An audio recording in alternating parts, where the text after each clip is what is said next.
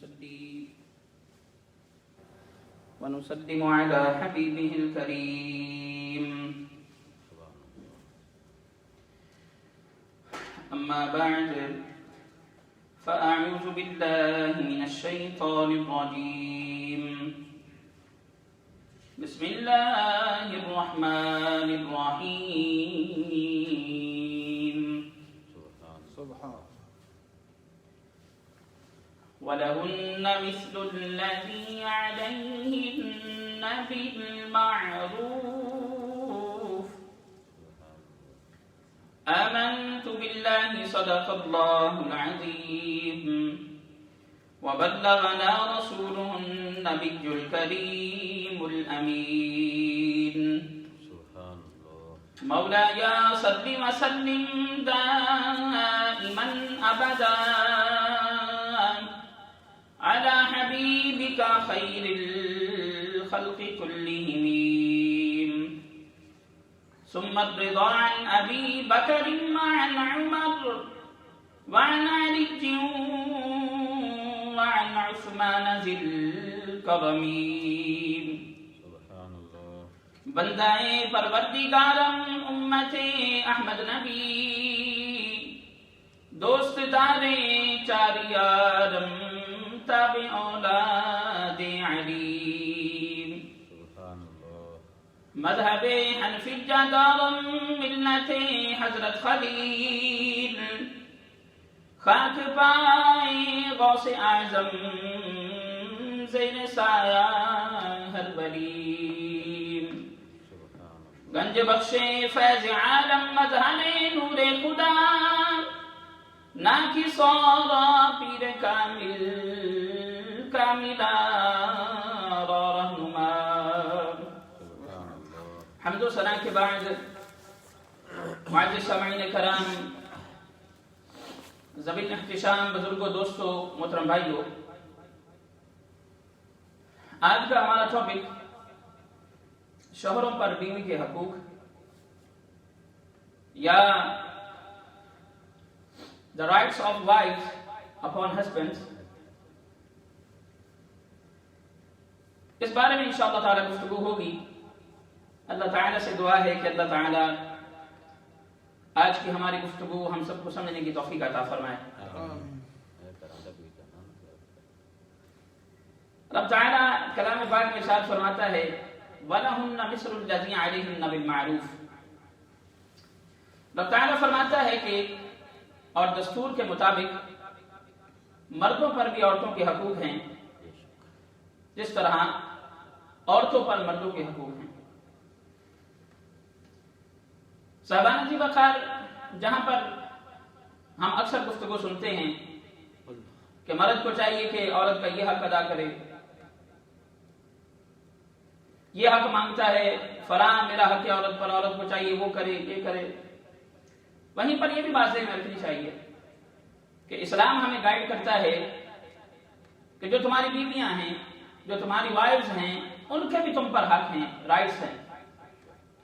تو جہاں پر مرد چاہتا ہے کہ میرے حقوق پورے ہوں، جہاں پر مرد یہ چاہتا ہے کہ عورت میری تابع رہے، فرما برداری کرے، یہ فلاں فلاں کام بھائی میرے حقوق ہیں، میرا حق پورا کرو، اسی طرح بعین ہی اللہ تعالی قرآن و سنت اور حضور کی شریعت یہ بتاتی ہے کہ مرد کو بھی چاہیے کہ وہ عورتوں کے حقوق پورے کرے.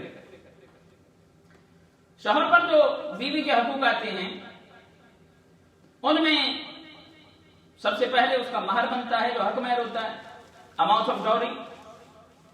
اس کے بعد اس کا نام و نفقہ ہے، ایکسپینسز ہیں اس کی بیوی کے. پھر اسی طرح اکاموڈیشن کا، رہائش کا. اب میں یہ وہ باتیں کر رہا ہوں جو مرد پر ضروری ہیں کہ اپنی بیوی کے لیے کرے. اس کا حق مہر ادا کرے، اس کا نام و نفقہ کرے، اس کے جو ایکسپینسز ہیں، اس کو جو ویلتھ وائز اس کو سپورٹ چاہیے، یہ مرد کا حق ہے کہ اپنی بیوی کے لیے وہ کرے، ارینج کرے. پھر اس کی رہائش کا. اسی طرح پھر اس کے بعد جو حق زوجیت ہے وہ پورا کرے، جو میاں بیوی کے معاملات ہیں وہ پورا کرے. حضور علیہ السلام نے ارشاد فرمایا، یہ ترمذی شریف کی روایت ہے، وہاں پر نقل کی گئی ہے.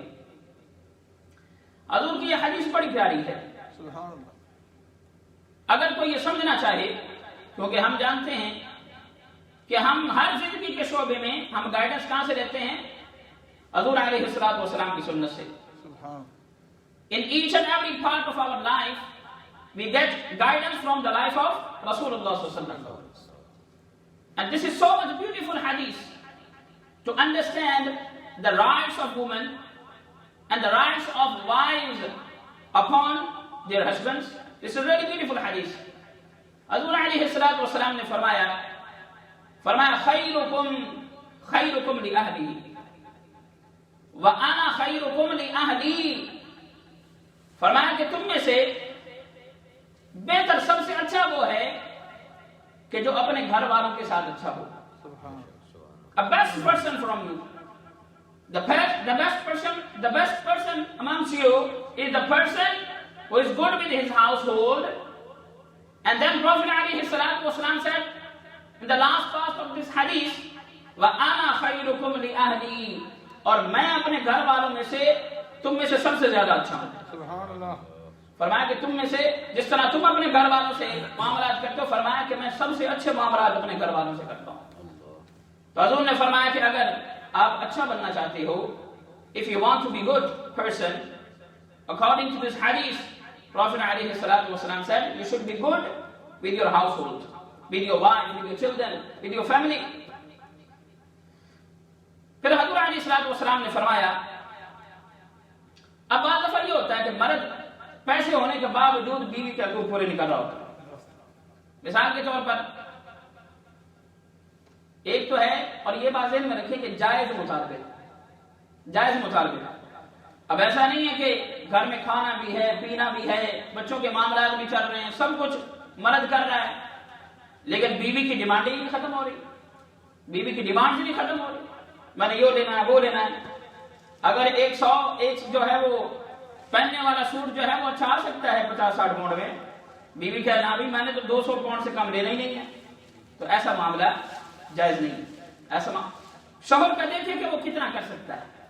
اور پھر یہ بات بھی ذہن میں رہے کہ اسراف نہیں کرنا. اسراف کا مطلب ہے کہ ضرورت سے زیادہ خرچ کرنا یا ضائع کرنا مال کو. ایسا نہیں ہے. وہ دیکھے کہ مرد کی پسلی کتنی ہے. لیکن اگر مرد ہونے کے باوجود خرچ نہیں کرتا، اب اس کے لیے ایک بڑی پیاری حدیث حضور کی زندگی سے ملتی ہے. حضرت یہ بخاری شریف میں نقل کیا گیا ہے روایت کو.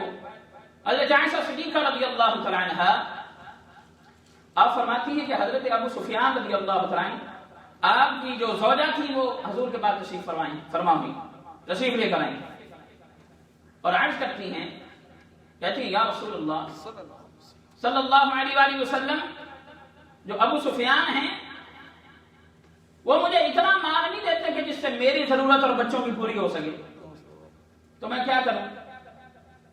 کیا میں ان کے علم میں لائے بغیر ان کے پیسے دے سکتی ہوں؟ حضرت عائشہ فرماتی ہیں کہ حضرت ابو سفیان کی بیوی آتی ہیں، آ کر کہتی ہیں کہ ابو سفیان میرا مالی معاملہ پورا نہیں کرتے، بڑا ہاتھ تک رکھتے ہیں مجھ پر، لیکن میں یہ پوچھنا چاہتی ہوں کہ اگر ان کے پوچھے بغیر میں پیسے لے لوں، مثال کے طور پر ہسبینڈ کا گھر میں کوٹ پڑا ہے، والٹ پڑا ہے یا پیسے پڑے ہیں اور ہسبینڈ آپ کی ضرورت ہی پوری نہیں کر رہا، تو یہ روایت ہمیں بتاتی ہے کہ ہم کیا کر سکتے ہیں. تو حضرت عائشہ فرماتی کہ جب ابو سفیان کی رضی اللہ عنہ کی بیوی نے یہ کہا نا کہ پیسے ہونے کے باوجود مجھے نہیں دیتے، تو کیا میں ان کا مال بغیر پوچھے لے سکتی ہوں؟ تو حضور نے فرمایا ہاں، تم اچھے انداز سے جتنی ضرورت تمہیں اور تمہارے بچوں کی ہو اپنے ہسبینڈ اور اپنا جو شوہر ہے اس سے پوچھے بغیر تم مال لے سکتی ہو. سبحان اللہ. تم مال لے سکتی ہو. بعض لوگوں نے ہوتی نا عادت جناب ایسے منڈ کے پیسے جیب میں رکھنے، بیوی بیچاری رو رہی ہے، بچوں بیچاروں کا پورا معاملہ نہیں ہو رہا. تو حضور نے فرمایا، آپ نے فرمایا کہ اگر تمہارا شوہر تمہیں نہیں دیتا اور تمہاری ضرورت پوری نہیں ہو رہی تو اس کے پوچھے بغیر تم، آپ دیکھیں نا ہم کسی صحابیہ اور اس کے بارے میں تو سوچ بھی نہیں سکتے یہ، لیکن یہاں پر آنسر یہی ہے نا کہ پوچھے بغیر لینا کیا ہوتا ہے. اب وہ اتنی اونچی ہستیاں ہیں ہم لفظ بھی استعمال نہیں کر سکتے، لیکن حضور نے فرمایا کہ اگر تیرا ہسبینڈ تیری ضرورت پوری نہیں کر رہا، اس کے پاس پیسے بھی ہیں، بغیر پوچھے اس سے جیب سے نکال دو تم پیسے، لیکن اتنے ہوں جس سے تمہاری ضرورت اور بچوں کی پوری ہو جائے. اب یہ بات ذہن میں رکھیے کہ بعض دفعہ بعض جڑیاں بڑھیاں ہوتی ہیں بڑی ٹاڈیاں ہوتی ہیں. اب یہ حدیث سنیں.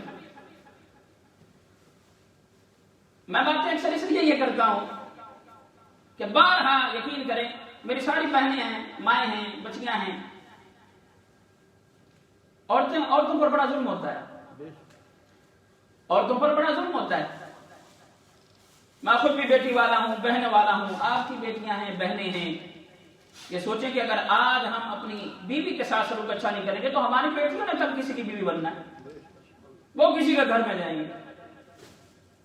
ہماری ماں بھی کسی کی بیٹی تھی، ہماری بیوی کسی کی بیٹی ہے. تو یہ بات سمجھنا بڑا ضروری ہے. اس سے ہرگز یہ مراد نہیں ہوتا کہ میں کسی کو کریٹیسائز کروں. میں جنرل آپ کے سامنے انفارمیشن رکھتا ہوں، معلومات رکھتا ہوں. دین ہمیں یہ کہتا ہے. وقت بھی کم ہے، جلدی سے چلتے ہیں. حضرت عمر فاروق رضی اللہ تعالیٰ عنہ آپ اپنے گھر میں تشریف فرما تھے. تنبیہ الغافلین اور دوسری جو کتب ہے وہاں پہ یہ روایت ملتی ہے حدیث کی کتابوں میں. حضرت عمر فاروق رضی اللہ تعالیٰ عنہ آپ اپنے گھر میں تشریف فرما تھے. ایک صحابی دوڑ گیا، انہیں کوئی کام تھا، انہوں نے کوئی ڈسکس کرنا تھا. جب حضرت عمر فاروق رضی اللہ تعالیٰ کے گھر آئے، نوک کیا تو اندر سے آپ کی زوجہ محترمہ جو آپ کی وائف تھی حضرت ام کلثوم، ان کی اونچی اونچی غصے سے بولنے کی آوازیں آ رہی تھیں. جب دروازہ کھڑکایا تو اندروں حضرت عمر فاروق رضی اللہ عنہ کی بیوی اونچی اونچی غصے سے بول رہی ہیں. اسی طرح واپس چلا گیا. حضرت عمر فاروق رضی اللہ عنہ اگلے دن بلایا. آپ نے فرمایا بھائی کل تم کسی کام سے آئے تھے، دروازہ نوک کیا، واپس چلے گئے. آگے سے وہ کہتے ہیں کہ حضرت میں تو اپنی بیوی کی کمپلین کرنے آیا تھا، تو جدوں میں دروازہ کھڑکایا تو اندر بھی آوازاں پہ آتی سن، تو میں بھی ابھی اتنے بھی کام برابر ہی ہے، ادھر بھی وہی معاملہ چل رہا ہے. ادبن حضرت عمر فاروق بڑے ادب سے تو فرمایا کہ آپ بھی اسی معاملے سے دو چار تھے، تو میں اس لیے واپس چلا گیا کہ مجھے یہ معاملہ نہیں کرنا چاہیے. حضرت عمر فاروق نے فرمایا اچھا سنو، اب یہ بات بڑی غور سے سننے والی ہے. حضرت عمر فاروق رضی اللہ عنہ فرماتے ہیں، آپ فرماتے ہیں دیکھو میری بیوی کے مجھ پر کچھ حقوق ہیں، کچھ رائٹس ہیں، میں اس کی وجہ سے جہنم سے بچتا ہوں. میری آنکھیں بے حیائی کی طرف نہیں جاتی، اس کی وجہ سے میں حرام کام نہیں کرتا کیونکہ میں ادھر رہتا ہوں. اور فرمایا کہ میری غیر موجودگی میں میرے مال کا وہ خیال رکھتی ہے، میرے کپڑے دھوتی ہے، میرے بچوں کو پال رہی ہے.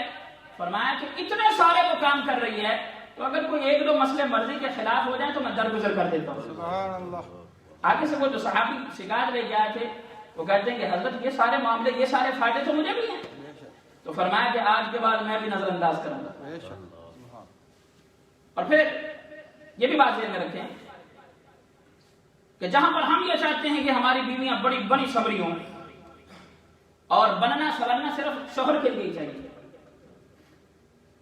جو میک اپ وغیرہ کرنا ہے کچھ اپنی شوہر کے لیے تم کر سکتے ہو، but this is not for غیر محرم، this is only for your husband, not for the husband of other women, this is حرام. تو اگر ہم یہ چاہتے ہیں کہ اگر ہماری بیوی جب ہم گھر میں ہیں اس کو دیکھ کے خوش ہو جائے، میک اپ ہو، بڑی سمری ہوئی ہو، بھائی اسی طرح اسلام کہتا ہے کہ تم بھی اپنی بیوی کے لیے سیٹ ہو کر رہو. اگر تمہاری بیوی یہ چاہتی ہے کہ یہ سوٹ پہنو یا ایسے رہا کرو یا ایسے معاملات ہو تو دین کہتا ہے تم اپنی بیوی کو راضی کرنے کے لیے ویسا کرو، شریعت کے خلاف نہ ہو. اور پھر حضور علیہ الصلوۃ والسلام نے فرمایا، اور یہ بڑی کام کی حدیث ہے، حضور نے فرمایا کہ جو بنی اسرائیل کے مرد تھے وہ اپنے آپ کو صاف ستھرا نہیں رکھتے تھے، اور ان کے نہ صاف ستھرا ہونے کی وجہ سے ان کی عورتیں بد کردار ہو گئی. فرمایا کہ تم اپنے آپ کو صاف ستھرا رکھا کرو. اور حضرت عائشہ فرماتی ہیں کہ میں نے حضور کو کبھی میلا کچالا نہیں دیکھا، حضور کو ہمیشہ خوشبوئی آتی رہتی تھی. اور فرمایا کہ حضور علیہ الصلوۃ والسلام ہر دوسرے دن، ایک دن چھوڑ کے دوسرے دن اپنے بالوں میں تیل لگوایا کرتے تھے. تو اپنے آپ کو صاف ستھرا رکھنا بیوی کے لیے یہ بھی بڑا ضروری ہے. ہم تو یہ چاہیں کہ ہماری بیوی ہمارے لیے بڑی اچھی ہونی چاہیے. بھائی تم خود بھی تو ویسا بنو نا، خود تھوڑے کو ٹھیک ہے، یعنی خود تم پتہ نہیں کیسے ہو اور چاہتے ہو کہ ہماری بیویاں ایسی ہوں، تو دین کہتا ہے کہ تم بھی اپنی بیویوں کے لیے ویسے ہو جاؤ. سبحان اللہ. سبحان اللہ. اب تھوڑی عبدوں کے وقت ہو گیا ہے. ایک دو باتیں بڑی خوبصورت. اب میں عرض کر رہا تھا کہ بعض دفعہ بیویاں تھوڑی ڈاڑھی ہوتی ہیں. اب یہ حدیث سنیں.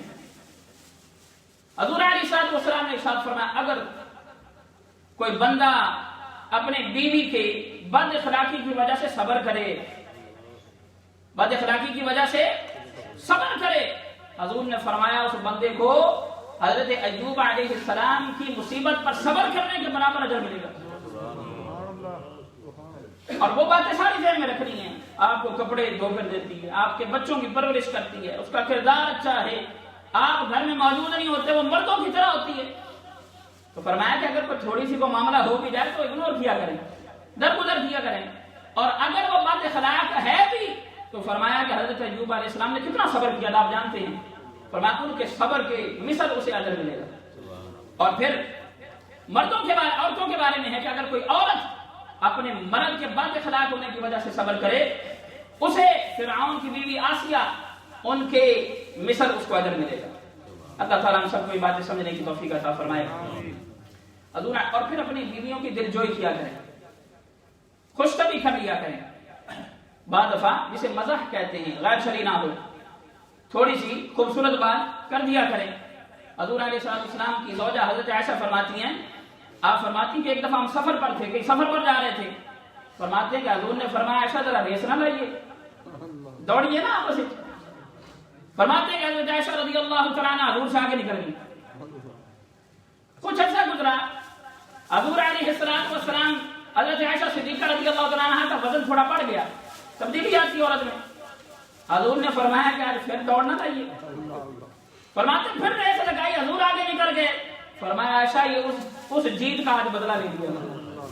تو اپنی بیویوں کے لیے دل جوئی کرنا، خوش طبعی کرنا، یہ بھی حضور علیہ السلام کی سنت سے ثابت ہے. اور حضرت حکیم لقمان نے فرمایا تھا، فرمایا گھروں میں بچوں کی طرح رہو اور باہر مردوں کی طرح رہو. اللہ تعالیٰ عمل کی توفیق عطا فرمائے.